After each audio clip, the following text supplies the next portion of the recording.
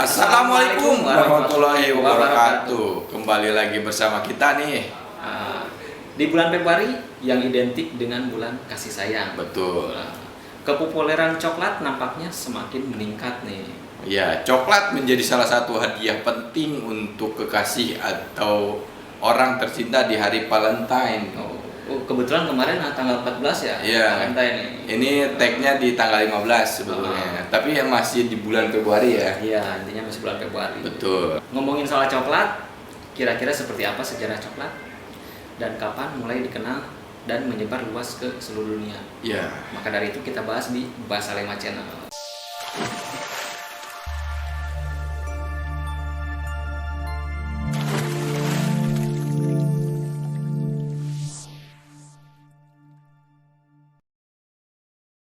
Ya, yang pertama kita bahas dari penulisan dan pengucapan. Menurut KBBI, coklat apa coklat? Coklat merupakan bentuk tidak baku dari kata coklat. Ya. Jadi coklat ada coklat. Iya, Pakai betul. gitu ya. Bahkan kalian tidak bisa menemukan arti kata coklat di Kamus Besar Bahasa Indonesia. Karena coklat itu pengucapannya. Coklat Kalau pengucapan. penulisannya itu coklat. Gitu. Coklat. Betul. Coklat. Nah, sekarang kita bahas asal usul pertama kali coklat ditemukan. Ya. Coklat merupakan hasil dari pengolahan buah pohon kakao. Jejak pohon kakao dan kisah coklat dapat dilacak hingga lebih dari 4.000 tahun yang lalu. Lumayan lama ya. Iya, di sebuah wilayah geografis yang disebut Mesoamerika. Mesoamerika. Betul. Bila dilihat dengan peta dunia saat ini, wilayah Mesoamerika terbentang dari tengah Meksiko hingga beberapa wilayah di sekitarnya, Betul. termasuk sebagian Belize, El Salvador, Guatemala, Honduras, Costa Rica, dan Nicaragua. Ya, itu ya. Bentangan ini Mesoamerika ya. Iya. Mencakup Beberapa negara itu ya. Negara-negara. negara. Di sekitar negara inilah wilayah asal usul pohon kakao. Dulu coklat merupakan makanan atau minuman yang sangat eksklusif. Gitu. Selain penduduk di daerah tersebut, tidak ada manusia lain yang bisa menikmati coklat. Ternyata apa ya? Eksklusif benar-benar ya. Banget gitu ya. Kalau Iya. sekarang kan udah ada di mana. Menyebar ya kemana-mana ya. Siapa ya yang pertama kali punya ide untuk mengolah biji kakao? Iya, Kira-kira siapa siapa ya? ya? Nah, Yang kita- pertama kali ya. Nah, kita bahas nih. Ini kira-kira siapa yang pertama kali punya ide mengolah biji kakao menjadi coklat? Yang pertama kali gitu Yang ya. pertama kali. Mungkin tukang coklat. Sangat disayangkan sekali nih. Tidak ada peninggalan dan bukti kuat yang bisa menjawab pertanyaan itu. Iya. Namun berdasarkan bukti dan temuan arkeologis, ini udah bawa arkeologisnya. Padahal cuma coklat gitu. Berarti ada bukti bangunan atau ini ya mungkin ya. Bisa jadi. Peninggalan gitu ya. Nah, seperti itu. Ini suku Olmec nih. Suku apa? Suku apa? Olmec. Jadi Olmec. penulisan dalam bahasa Inggris itu Olmec. Oh, iya. Cuman dibacanya Olmec. Ya, terus. Iya. Nah, Olmec ini merupakan suku tertua yang mengonsumsi biji kakao yang diolah menjadi coklat. Ini suku tertua nih. Suku tertua yang pertama kali ya. Yang pertama mungkin kali ya. ya. Ya. Dari penemuan apa arkeolog. Iya, ini sukunya suku Olmec nih. Sebagai minuman untuk upacara maupun obat pada tahun 1500 sebelum Masehi. Obat. Minuman. Iya, memang Jadi- minuman coklat mungkin. Oh dulu tuh, belum ke batang ya, kayak batang. Belum datang gitu ya. Belum masuk ke coklat batang. Jadi dulu tuh Cairin. minuman, terus buat obat juga. Sebenarnya tidak ada bukti otentik Bukti tertulis mungkin ya. bukti tertulis tentang hal ini, namun ada jejak theobromine di alat makan peninggalan suku Olmec gitu. Nah, apa itu theobromine? Tahu nggak? Nggak tahu ya. Tahu ya, coba jelasin. Theobromine ini sendiri merupakan senyawa kimia stimulan yang bisa ditemukan di dalam coklat maupun teh. Tentu saja coklat pada masa ini berbeda dengan gambaran coklat di masa-masa sekarang gitu. Jadi dulu coklat dikonsumsi sebagai minuman pahit, bukan coklat batangan yang biasa ada di kita gitu. Kalau dulu udah ada batangan. Kalau ngomongin batangan Jangan ngeres coklat batang. batang ya. Nah, sekarang kita beralih ke suku Maya. Suku Maya, Bukan Maya itu ya. bukan Maya Estianti, Bukan. Kita akan membahas suku Maya nih. Berbeda dengan pendahulunya yaitu suku Olmec yang tadi. Ya. Arkeologi ini dapat menemukan bukti tertulis mengenai konsumsi coklat suku Maya. Oke. Nah, jadi ada sedikit pencerahan mungkin nih. Oh, ini bukti tertulisnya nih dari suku Maya.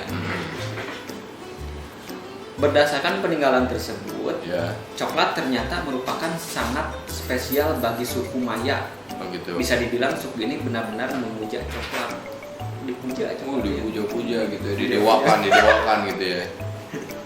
Mereka mengonsumsi coklat sebagai minuman di perayaan. Betul. Selain itu, mereka juga mengonsumsi minuman coklat ketika mereka makan. Waduh, makan apa nih? Ya mungkin makanannya bukan kayak kita nasi, kita ngebayanginnya nasi sama coklat kan agak aneh gitu ya. Mungkin bagi mereka tuh dulu makanan Pokoknya bukan nasi gitu. bukan intinya yang masuk sama coklat. Mungkin ya. Jadi coklat tuh buat penutup juga mungkin bisa. Enggak Disatuin mungkin ya. disatuin mungkin ya. Nah, barusan kita sudah membahas konsumsi coklat oleh suku-suku asli Mesoamerika ya. Secara singkat. Ya. Pertanyaannya, bagaimana coklat kemudian bisa dikenal dunia seperti sekarang? Untuk membahas ini kita harus kembali ke tahun 1500-an ketika penjajah Eropa mulai singgah di benua Amerika dan jatuh cinta pada coklat. Langsung saja kita lanjut ke kisah perkembangan coklat setelah dikenal dunia. Semuanya berawal ketika penjelajah Eropa membawa kakao dari Mesoamerika ke Eropa. Betul. Udah berbau negara nih, Iya. masuk lagi. Membawa kakao dari Mesoamerika ke Eropa, atau lebih tepatnya Spanyol. Ya. Namun ada sedikit kontroversi mengenai hal ini. Ada yang mengatakan bahwa Christopher Columbus yang pertama kali menemukan biji kakao dari sebuah kapal dagang ketika dia sedang dalam perjalanan ke Amerika. Betul. Nah, dia kemudian membawa biji kakao tersebut ke Spanyol pada tahun 1502. Oh gitu. Ada juga yang mengatakan bahwa Hernan Cortés yang pertama membawa coklat ke Spanyol. Ia mengenal coklat berkat suku Aztec dari Montezuma. Ia kemudian membawa biji kakao ke Spanyol. Ada juga cerita lain yang mengatakan bahwa ada delegasi bangsa Maya Guatemala yang mempersembahkan minuman coklat kepada Raja Philip II dari Spanyol pada tahun 1544 sebagai hadiah. Hadiah ya? Sebagai hadiah ke Raja Philip II. Coklat tuh udah dibikin, maksudnya dikasih hadiahnya tuh ke raja ya. Kalau kita kan paling hadiah ke sang kekasih, pacar. Luar biasa ya. Bagaimana dengan wilayah lain selain Eropa? Ya. Selain di Eropa, coklat juga dinikmati oleh koloni yang tinggal di Amerika. Betul. Pada tahun 1641, coklat sampai di Florida melalui kapal Spanyol pada tahun 1773. Koloni di Amerika banyak mengimpor biji kakao dan semua orang dapat menikmati coklat. Wow. Nah, selain di Amerika, pedagang dan pelaut Eropa juga membawa biji kakao ke negara Asia nih. Oh, ini udah kayaknya udah mau Asia, ke Indonesia Asia dan nih. Afrika nih. Udah mau ke negara kita lah intinya. Iya. Nah, contohnya bangsa Portugis membawa dan menanam biji kakao di San Tome sejak 1822. Jadi udah ada bibit lah yang masuk gitu buat ditanam di setiap wilayah di Asia ya gitu ya. dan Afrika. Dari perjalanan kisah yang sudah dibahas sebelumnya, kita dapat menyimpulkan bahwa sejak dulu coklat dikonsumsi sebagai minuman pahit yang dicampur dengan pemanis dan rempah-rempah lainnya. Pertanyaan, kok bisa ya sekarang coklat justru identik dengan bentuk bubuk atau batang gitu ya? Iya ya. Jadi memang udah ada sedikit modern. Iya, maksudnya mungkin kan dulu bentuknya kan minuman gitu ya. Minuman. Sekarang itu identiknya dengan bubuk atau batang gitu kan yang dijual di mini-mini Coklat market. bubuk lah intinya gitu kan Iya. ada juga. Nah, untuk menjawab pertanyaan ini, mari kita berkeliling ke masa lalu nih. Nah, balik lagi nih. Oke. soal ini. Mengetahui bagaimana coklat berbentuk batang, permen maupun bubuk pertama kali gitu ya. Mari kita singgah ke tahun 1828. Seorang ahli kimia Belanda, Konrad Johannes van Houten, berhasil membuat coklat bubuk dengan memisahkan sekitar setengah lemak coklat dari cairan coklat gitu. Coklat bubuk ini kemudian dikenal dengan nama Dutch Cocoa. Dutch Cocoa. Iya. Dutch Cocoa. Ini Dutch, nah ini bahasa Belanda mungkin dulu ya. Iya. Bubuk. Gitu. Jadi, Dutch Cocoa. jadi coklat bubuk. Ya, kayak gitu mungkin ya. Nah, kalau coklat batang juga punya sejarahnya nih. Ada sejarahnya nih. Tolong coklat batang. diceritakan lah. Oke. Untuk coklat batang, Hmm. Dutch Cocoa karya Van Houten berperan besar di sini nih. Pada tahun 1847, Joseph Fry menemukan bahwa dia bisa membuat pasta coklat. Oh, Udah jadi pasta nih. bentuknya pasta gitu ya. Ada bentuk pasta nih. Oke. Yang bisa dicetak dengan mencampurkan kembali lemak coklat dengan Dutch Cocoa. Lalu bagaimana coklat bisa sampai ke Indonesia? Nah, ini udah mulai masuk ke Indonesia nih. Iya. Bukan berarti coklat batangannya yang masuk ke Indonesia langsung nih ya. Ini pokoknya ini sejarah pertamanya masuk tanaman kakao gitu. Tanaman berupa tanaman kakaonya nih Iya. masuk ke Indonesia. Para pecinta coklat di Indonesia harus bersyukur kepada para pelaut Spanyol yang membawa tanaman kakao ke Indonesia pada tahun 1560. Ini berarti sebelum terciptanya yang bubuk sama yang batangan ya. Yang Ini coklat batangan maksudnya. ya intinya ini baru bibit lah. Ya, baru Tanamannya ya. Tanamannya. Ya. Mari kita jelajahi kisah sejarah coklat di Indonesia secara singkat.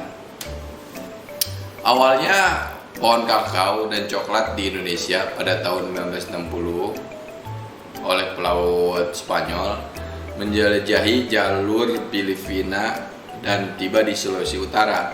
Sebenarnya mereka berlayar untuk mencari rempah-rempah tadinya nih di Nusantara Ya. gitu. Nah, kabar baiknya mereka membawa biji kakao jenis Criollo dari Venezuela. Akhirnya tanaman kakao ditanam di Sulawesi Utara gitu. Tapi sayangnya produksi kakao di situ kurang baik karena serangan hama dan penyakit. Nah. Namun rasanya enak. Iya. Jadi seolah-olah di Asia itu memang banyak hamanya kali ya. Iya, sama aja sih kalau hama Sama di aja. mana-mana juga ada mungkin ya. Lalu pada tahun 1806, tanaman kakao Criollo akhirnya diperkenalkan ke Pulau Jawa. Kemudian pada tahun 1880, tanaman kakao jenis Forastero mulai diperkenalkan di Indonesia. Oh, jadi 18 tahun 1800. Berarti ini masa-masanya coklat bubuk sama batangan ditemukan ya kan? Iya. Yang tadi dibahas 1847 kan. Iya, yang tadi dibahas itu kan sama si berarti tadi itu. bertepatan dengan si kakao ini masuk ke Pulau Jawa ya. Iya, betul. Gitu ya. Nah, jadi untuk jenis ini berasal dari Venezuela juga. Nah, jadi jenis Forastero mempunyai ketahanan terhadap hama yang lebih baik dibandingkan jenis Criollo.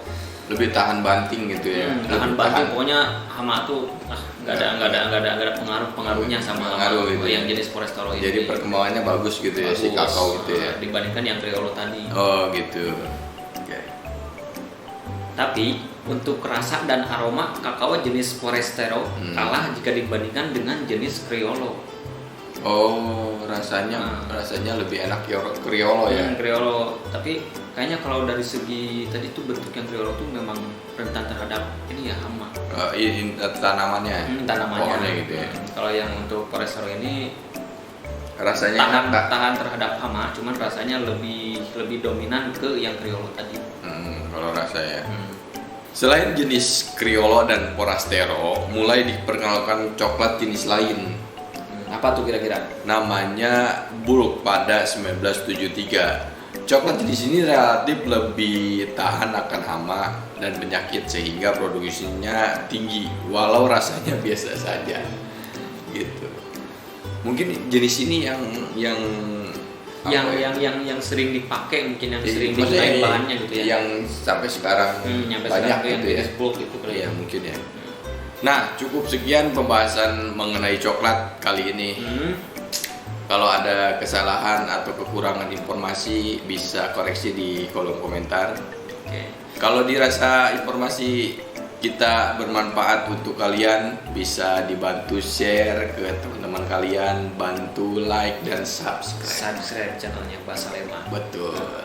Sebenarnya nih momen kasih sayang itu nggak cuma di hari atau momen Valentine ya, di bulan Februari. Betul. Nah, Hari kasih sayang itu bisa di setiap hari, setiap menit, setiap bulan. Kalau menurut saya itu ya. Pokoknya setiap waktu. Iya, betul. Yang namanya kasih sayang itu harus di apa namanya? Harus di apa? Harus di, kalau misalkan kita nih punya istri, harus disampaikan lah setiap waktu. Betul itu